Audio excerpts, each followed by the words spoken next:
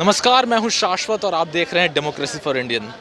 जब भी बात बिहार की आती है और बिहार की राजनीति की आती है तो हमेशा से आरजेडी पार्टी को एमवाई समीकरण के नाम से हमेशा ये बात किया जाता है कि उनकी पार्टी में एमवाई समीकरण हमेशा फिट बैठती है।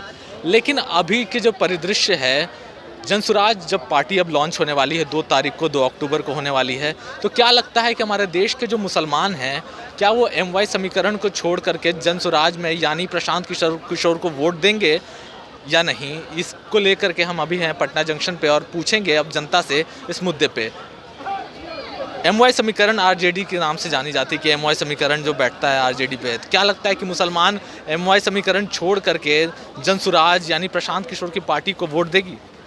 देखिए, एमवाई का कहीं बात नहीं है, ठीक है। अब लोग जाग चुके हैं। जिनको जो नेता, जो विधायक, जो संसद, जो एमएलए, जो एमएलसी, जो वार्ड काउंसलर, जिनको अच्छा लगेगा वो वहाँ पर अपना वोट गिराएंगे, ठीक है। ये एक जो मुद्दा था 1990 का, जो मुद्दा था एमवाई का समीकरण जो लेके चलते थे, तो हम यही कहना चाहेंगे कि प्रशांत किशोर जी अगर पार्टी अपना बना रहे हैं 2 अक्टूबर को, उनका वेलकम है, ठीक है। आए, पार्टी बनाए, क्या कि मेरा संविधान अधिकार देता है, संविधान के उल्लंघन हम नहीं कर सकते हैं। संविधान अधिकार देता है हर लोगों को अपना चुनाव लड़ने का, अपना पार्टी बनाने का। उस अधिकार से अगर वो आ रहे हैं तो उनका वेलकम है।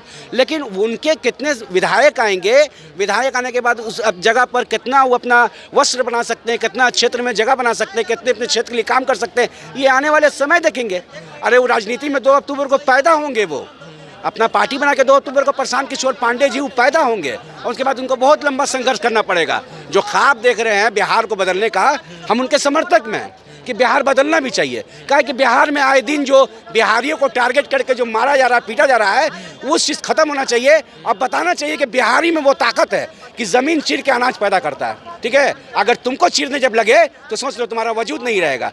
जिस तरह का मामला बंगाल का देखा गया, जैसे आसाम का देखा गया, जैसे महाराष्ट्र का देखा गया, जैसे गुजरात का देखा गया, जैसे तमिलनाडु का देखा गया, तो बिहार ही पैदा हुआ अपमानित होने के लिए। इस चीज़ को प्रशांत किशोर जी क्यों नहीं सोचें? बंगाल में जो ममता बनर्जी के कार्यकाल में जो हुआ, तो प्रशांत किशोर जी उनका भी दुकान कहीं ना कहीं सजाए थे, उस पर ट्वीट काहे नहीं किए भाई?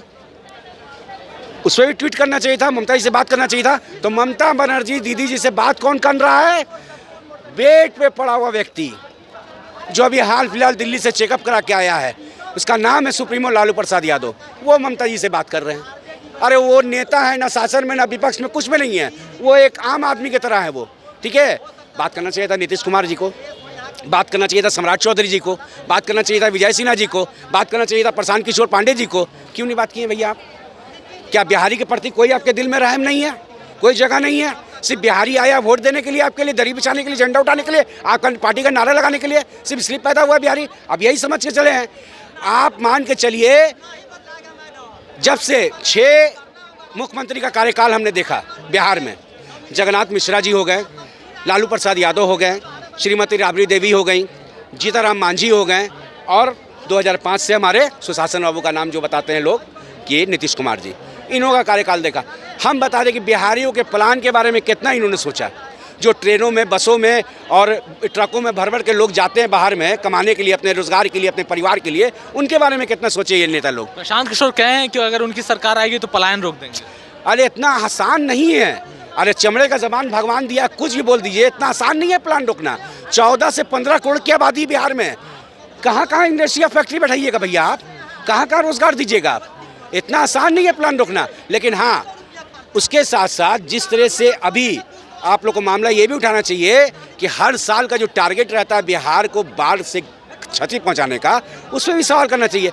बाढ़ से जो पीड़ित लोग हैं, ठीक है, जो बिना बोले हुए, आप एक बात सुन लीजिए पत्रकार बाबू, अगर हमारा खेत है, हमारा 2 बैल है, आपके खेत में मेरा 2 बैल घुस जाता है तो महाभारत हो जाता है हम दोनों में, ठीक है। पड़ोसी देश वाला पूरा पानी छोड़ के गांव बर्बाद कर दिया, जिला के जिला बर्बाद कर दिया, आप कोई एक्शन नहीं ले रहे हैं? आप कोई एक्शन नहीं ले रहे हैं? बताइए आप, एक्शन कौन सी बात है? आइए बताते कौन सी बात है, आइए कौन सी बात है? अरे भाई, उसका समाधान हो सकता है। ये कौन सवाल उसका संविधान हो सकता है। हाँ बताइए ना। उनका संविधान हो सकता है। बाढ़ पीड़ित इंजीनियर है लोग हैं, तो आप बताइए, हम भी सुने जरा आपकी बातें को, इंजीनियर साहब की बातों को हम भी जरा सुने। बाढ़ पीड़ित लोग जो हैं उनका दर्द सोचिए। तो शहरी क्षेत्र में है, इनको क्या मतलब उससे?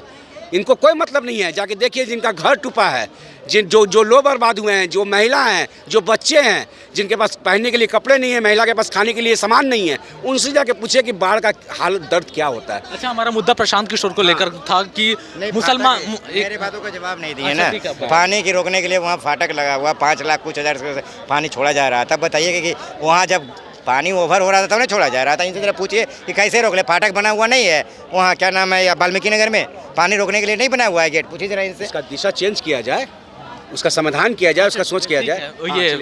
ये है कि मुसलमानों को लेकर बहुत सारी बैठक प्रशांत किशोर किए हैं, तो उसी पे मुद्दा है कि क्या मुसलमान उनसे अट्रैक्ट होंगे उनकी बातों से लेकर, क्योंकि बहुत सारे वो लोग, उन्होंने अपने बहुत से सभाएं की हैं हर जिले में जा करके, और कुछ सभाएं पटना में भी हुई है जैसे आपको भी पता है। तो क्या लगता है इस पर? देखिए, ये सब राजनीति करने का कोई तरीका नहीं है।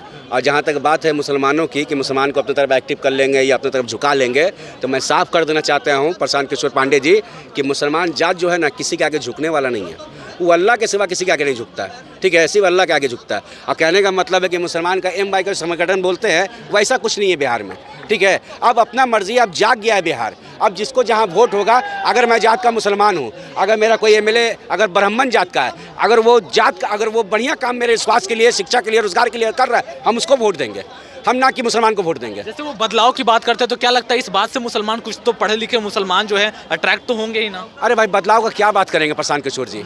बदलाव का अगर बात करते हैं तो 2015 में हमारे सुशासन बाबू के साथ कंधा से कंधा मिला के चलते थे। उस टाइम भी बात कर सकते थे, अपनी बातों को रख सकते थे, जो वीडियो के माध्यम से हम तक पहुंच सकता था कि लोगों प्लान जो करते हैं, प्लान को रोका जा सकता है, फैक्ट्री दिया जा सकता है। उस टाइम बात कहीं नहीं किए प्रशांत किशोर जी। हमको ये सीधा सवाल है, उस टाइम बात की। आज जब सबका दुकान फ्लॉप कर रहा है, अपना दुकान सजाने की बारी आई है, तो आप प्लान का बात कर रहे हैं, रोजगार का बात कर रहे हैं। और सबसे बड़ी बात यह है कि नीतीश कुमार ने जिस चीज़ को बंद किया है, उसको बोलते हैं कि हम 15 मिनट में चालू करवा देंगे दारू। बताइए, शराबबंदी को चालू करवा देने का मतलब मानसिकता देख लीजिए इनका। आपकी क्या राय है इस पे? मुसलमान जनसुराज की तरफ बढ़ेगा या वो हमेशा RJD पार्टी को जो वोट आता है, जो कि लोग कहते हैं, उस पर क्या आपकी राय है? देखिए, ये पार्टी मुसलमान किसी के तरफ वाली बात मत कीजिए कि प्रशांत किशोर के पास अधिपाले में वोट जा रहा है। प्रशांत किशोर जी अपने ओर खींच रहे हैं, एग्रेसिव कर रहे हैं उन लोगों को। लेकिन ये बताइए, प्रशांत किशोर जी को वोट मिलने वाला नहीं है। कहिए कैसे, क्यों नहीं मिलने वाला है? बिहार में नई पार्टी आई थी, पता है ना, 20 में पुष्पम प्रिया चौधरी सपना देख रहे थे बिहार के मुख्यमंत्री बनेंगे। ये भी सपना देख रहे हैं कि बिहार के हम मुख्यमंत्री बनाएंगे। तो ये बहुत सारे गांव में पदयात्रा कर ली है, इसलिए कहाँ पदयात्रा अरे कर रहे हैं? भैया, पप्पू यादव से ज़्यादा कोई बिहार में, हिंदुस्तान में लोगों को जानता है कि पप्पू यादव गरीबों का, दलितों का, पिछड़ों का नेता है। जब अपना पार्टी बना के, जब बिहार का मुख्यमंत्री वो नहीं बन सके या किसी को नहीं बना सके विलय करके कांग्रेस में, तो प्रशांत किशोर क्या है भैया? क्या है? काहे के लिए इतना हाईलाइटेड कर रहे हैं आप लोग? क्या है प्रशांत किशोर, बताइए? पप्पू यादव ऐसा नेता, पप्पू यादव के बारे में कोई बोल दे एक लफ्ज़ कि पप्पू यादव खराब नेता है, कोई भी जाति का, कोई भी धर्म का लोग बोल दे कि पप्पू यादव खराब है, हम मान जाएंगे, ठीक है। जिस तरह से कोरोना काल में, जिस तरह के बाढ़ के मामले में जैसे पप्पू यादव बढ़ चढ़ के हिस्सा लिया है, पप्पू यादव जब अपना वर्चस्व बिहार में नहीं बना सके, अरे बिहार जो है ना। एक सवाल पूछना चाहते हैं प्रशांत किशोर जी से कि आप कह रहे हैं कि हम चुनाव लड़ाएंगे, गरीब लोग को हम चुनाव लड़ाएंगे, अपने खर्चे से लड़वाएंगे। तो आप बताइए, जिस खर्चे से चुनाव लड़वाने की बात करते हैं, उसी खर्चा को अगर बिहार में फैक्ट्री अगर डाल दीजिएगा, तो क्या आपको लोग ऐसे ही चुन लेगा? आपको चुनाव लड़ने की ज़रूरत है तो लोगों के बीच में जाने की ज़रूरत नहीं, पदयात्रा करने की ज़रूरत नहीं है। जितना पैसा चुनाव लड़ाने के लिए दूसरे के व्यक्ति के पीछे खर्चा करेगा अपनी पार्टी को जिताने के लिए, आप एक फैक्ट्री खोल दीजिए ना, जनता के दिलों में राज कीजिएगा, लोग आपको तरत्ती पे बैठा के रखेगा, नायक फिल्म की तरह। लेकिन तो ऐसा कर नहीं रहे हैं, पता नहीं पैसा कहाँ से ला रहे हैं प्रशांत किशोर जी। देखिए, भैया ने बोला प्रशांत किशोर जी के बारे में, लेकिन देखिए, कखनी किसका भविष्य बदल जाएगा कोई नहीं जानता है। ये हम लोग की करामत नहीं है, ये जनता की करामत होता है। देखिए, प्रशांत किशोर जी पार्टी नया बना रहे हैं तो बड़ी अच्छी बात है कि बिहार में आओ पार्टी बने। अच्छा, जिसका 15 भरेगा वो मुख्यमंत्री बनेगा बिहार का। प्रशांत किशोर जी कोई गलत बात थोड़ा बोले कि पलायन रोक देंगे, बात सही है। 15 साल RJD के सरकार देखा लोग, 20 साल इनको सरकार का पलायन रुका कहाँ? ये तो अभी जलम को खड़े नहीं हुआ है। संजन स्वराज अभी होने वाला है, अभी हो ही वाला। और जो कौन खड़ा होने वाला है? जनसुराज पार्टी बनाया तो खड़े होने वाला। अरे फिर बोलने दीजिए, मेरा बोलने आप ही सवाल करेंगे। प्रशांत किशोर जी सारे को सलाहकार हैं, वो नरेंद्र मोदी जी को 2014 में जिता देते हैं, ममता बनर्जी को जिता देते हैं, सुन लीजिए एक मिनट, नीतीश कुमार को जिता देते हैं, तो सलाहकार जब है, सलाहकार ये भी सलाह उस टाइम दे सकता था जब नीतीश कुमार के साथ कंधा से कंधा मिला के चलते थे। आज सुनिए, हाँ, आज नीतीश कुमार कह दिए कि शराबबंदी है, शराबबंदी है, मानते हैं आप? शराबबंदी है, कागज में तो है, बिल्कुल कागज पे बिल्कुल है, कागज में नहीं। आप गली गली बड़े भाई मानते हैं आपको, बड़े भाई मानते हैं आपके, आप में हिम्मत है कि दारू पी के किसी प्रशासन से आप उलझ जाइए? नहीं। ताकत है आप में? यही नीतीश कुमार का देन है, लेकिन यही नीतीश कुमार का देन है। सुनिए, अरे सुनिए मेरे बात, प्रशासन से दोषी नहीं, राज्य सरकार बेचवा रहा है दारू सिर्फ, समझे?